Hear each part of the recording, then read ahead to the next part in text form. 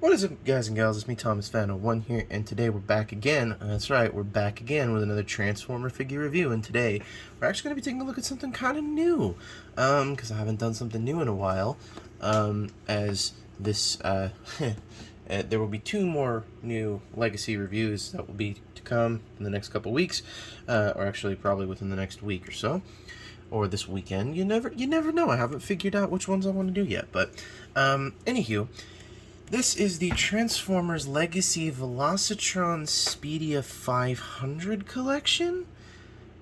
Yeah, I'm confused too. As to what the heck this race on Velocitron thingamajig is. And that's not Battle for Velocitron, that's not any of that sort of thing. This is just Velocitron Speedia 500. I don't know. I don't know, but I mean, the only reason why I'm picking this one up specifically is because it's a new figure for Override, a fembot we haven't seen in a long while. And this character, don't mind that noise. That was just my laptop booting up. But you know, it's one of those figures we haven't seen in a good little while. Actually, not even in a while at all. So before we get into the Voyager class Override, we're going to be taking a look at the packaging, which is oversized for the figure. Super oversized. It is super misleading to make you think the figure is bigger than it actually is, when in reality this thing is like hardly a Voyager. It's barely between Voyager and Deluxe. So, anywho, in terms of the packaging, I mean, I'm kind of glad that they're going for the G1 aesthetic design for the box. One thing that still bugs me is there's no window. No window. No window at all. No window for this thing at all. It's been a concurrent design. This might be the next review. It's been a concurrent design for a while. And not even a while, recently. Like, since, like, after Kingdom. And I'm tired of it. I'm tired of the windowless boxes, because the windowless boxes can lead to the easiest possible thing, which is people stealing or figure swapping and or just scalping the figure from the box and them leaving the box, and the Walmart employees are none the wiser. And by the way, before we continue, this is a Walmart exclusive. The Velocitron Speedia 500 collection is specifically a Walmart exclusive. So yeah, that's just that we're just gonna get that out of the way. But so for the figure, set that off to the side. On the side here, you got a nice, gorgeous looking like view of the like artwork of Override from the Transformers Cybertron TV show, which, if you haven't seen, it's free on Tubi. They don't pay me to tell you that, so I'm currently not making any ad revenue off of these videos, so you can go check that out if you really want to, and go check out Tubi. It's all free on Tubi. You can watch Transformers Beast Wars, Beast Machines, all the way up to Transformers Animated, if I'm not mistaken. So, and on the back here, you got a nice view of the figure in both its her robot mode and the vehicle mode. Transformed to 19 steps. On the back here, you got the symbol for Velocitron, I'm going to assume. More than meets the eye here. And there, barcode. Don't forget, this is recyclable. And on the top here, you got a nice look of the car. And then you got an artwork of the car over here. And then that's pretty much it for the packaging. So, we're going to set the packaging off to the side. I'm going to bring the figure back in here, and the figure itself is just beautiful. Like, honestly, truth be told, when they first announced that they were going to be doing an Override figure from the Cybertron universe, which, truth be told, it was a little bit of a shock to everybody when they started redoing these Cybertron figures with the release in Siege of the Cybertron Optimus Prime, I think, which was just a repaint / retool / remold of the Transformers Cybertron Siege Ultra Magnus, which gotta be honest, it's not a terrible mold. It's actually pretty good. But this is a brand new figure. And if we can keep getting new figures much like this, I've only transformed this like once or twice, and I gotta say, it's just beautiful. So, we're going to take the weapon off here, or her weapon off here, and we're going to bring it in over here. One thing that is kind of a little bit of a bummer, but also a slight missed opportunity that I kind of wish Hasbro could have done, is I wish they could have given us some Cyber Planet keys. And I say Cyber Planet keys specifically because the Cyber Planet keys were these little keys that you could plug into every Transformers, like you could in the Cybertron line. You could plug them into either the robot themselves, or if they came with a weapon, you could plug it into the back here, or a little slot like on the top, and it would literally activate the weapon's secondary feature or its primary feature if you had a singular figure.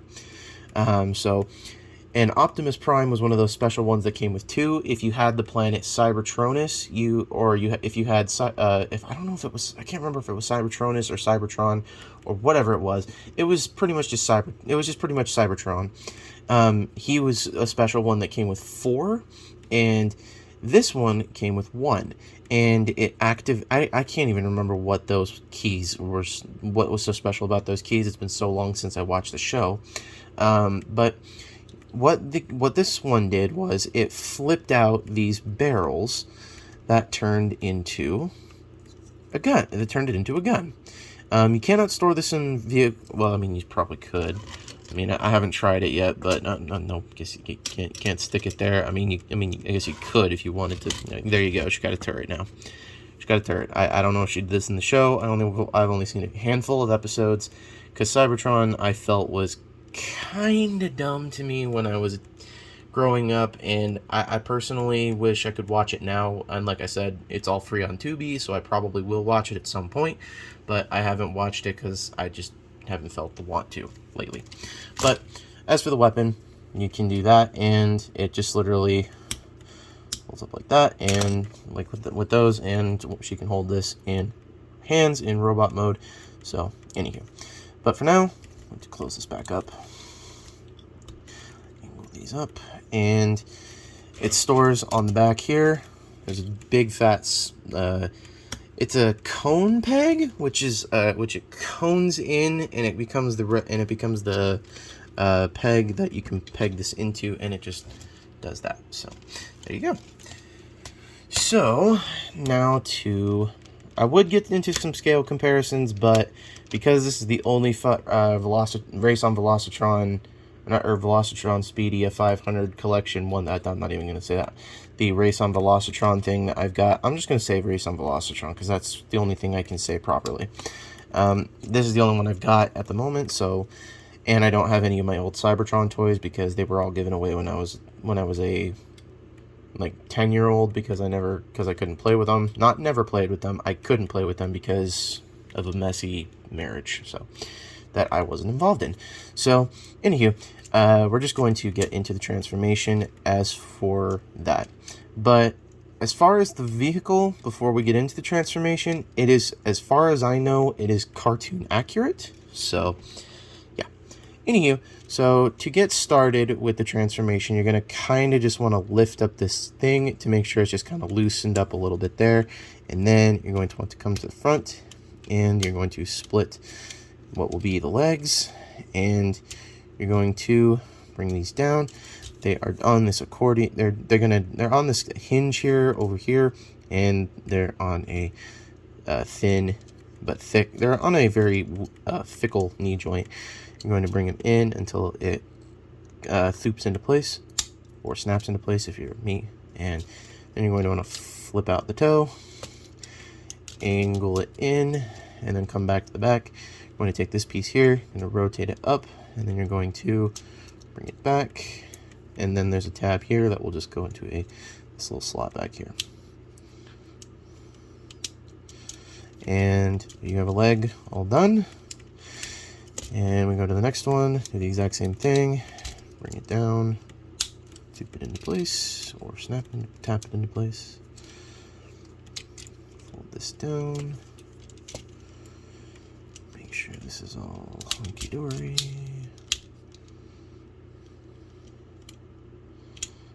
And then just make sure that all snaps into place. And there you have the legs all done. And now we're going to come to the top. And the hands are in these pieces here, but we're going to rotate them around. I'm going to bring this one up. I'm going to rotate the hands. And then we're going to untab. It's kind of difficult to do this on camera and show you at the same time. Going to, these kind of lock into place up here, but you're going to undo these because these wheels are on a rotator. So you're going to do this and pretty much like that. Then you're going to want to untab them like that, and you're going to bring them back like so, come up, and you're going to push them in like so. And then we're going to do the same thing on the other side, come down like that, push them in, and then you're going to bring this whole thing down, and it's going to, well, I'm going to keep these out for the moment. I skipped, I was a step early. I'm going to bring this backpack all the way back till it kind of thoops into place and secures itself. Then you're going to bring this chest piece down to expose her head, and then you're going to bring these down, and then you're going to accordion them in, and then you're going to snap this into place and make sure that this is a funky piece here because, let me see if I can get this all on camera here. So at the top, you're going to want to make sure that these tabs down here are going to go into that slot, but also make sure that this tab here, once you've rotated this whole assembly, is going to go into the backpack. So tab that in and then thoop that into place and make sure everything secures nicely. Do the same thing on the other side. Make sure you go like this and you push it in, and this is where things become a pain. Do that, do that, do that, and then make sure everything is all snapped into place perfectly. And there you have Override in her robot mode, but she's not complete. You then take the gun, and as we stated previously, you take these pieces, fold them up. These pieces, you can accordion them however you want. I prefer to keep them up like this. Then you fold out the barrels like so, and these are Blast Effects compatible, so you can definitely, if you have anything from Kingdom or from Siege or from Earthrise that came with Blast Effects parts, you can definitely take them and add them to this. I have some, but I don't have them on the. Actually, you know what? I have one. Give me just a second. And we're back. Sorry, I had to pull them out of storage. I have the Studio Series Hot Rod Blast Effects, and you can totally take them, plug them in like so, and they can totally, you know, pew pew on her.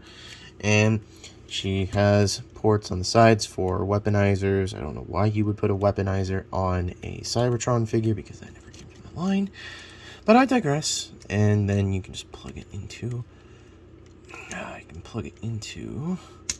her hand, and there you have Override in her robot mode. And I must say, they knocked it out of the park with this character. I wish the wheels were a little bigger, just slightly bigger. But other than that, I think they knocked it out of the park with this figure. Like, when they set out to redesign a Cybertron figure, a lot of people were like, oh, they're just going to re-release the Override figure, or oh, they're just going to repaint the Hot Rod figure, or the Studio Series Hot Rod figure, or oh, they're just going to re-release another figure and repaint it and give it a new head sculpt in the colors of Override. But no, This is legitimately a brand new mold for Cybertron Override. And then the second piece of this is that they didn't stop there when they released Cybertron Optimus Prime.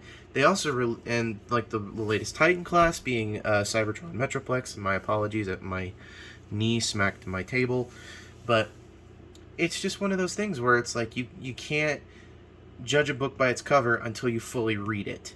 And I fully think that Hasbro read this book, and not only did they read this book, they rewrote it and rewrote it better. And this is one that I would highly recommend that you pick up if you have the $33.64 to pick this up.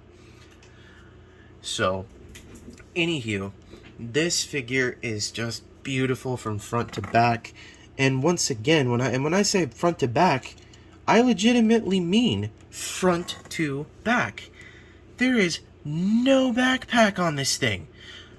Whatever a semblance of a backpack there was, they didn't have to sacrifice anything for the transformation. This is, if I'm going to be completely honest here, the example of what perfection should be when it comes to a mainline figure. So Hasbro, if you're gonna keep doing figures, do them much like this.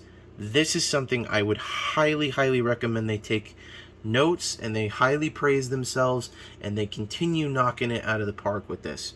And before anybody makes a notion and saying, "Oh, are you gonna get the Velocitron Speedia Cosmos?"